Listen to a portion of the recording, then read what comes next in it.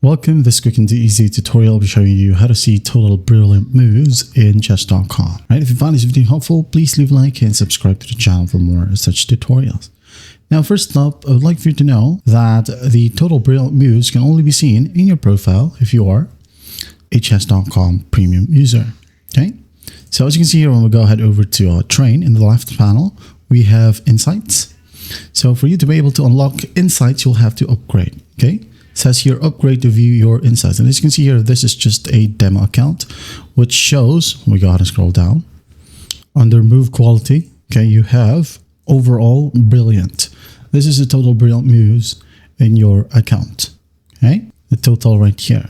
All right, so again, if you want to unlock or you want to see all of your, or the total of your brilliant moves, you can go ahead and go to the top right, click on upgrade to view your insights. And as you can see here, for 7 days, you can actually get their diamond plan. Okay, for you to try it for 7 days. So just click on try right here, follow simple prompts, and once done, go back to the same set of pages.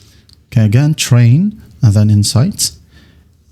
Then scroll all the way down until you find the move section right here, move quality and brilliant. That is it.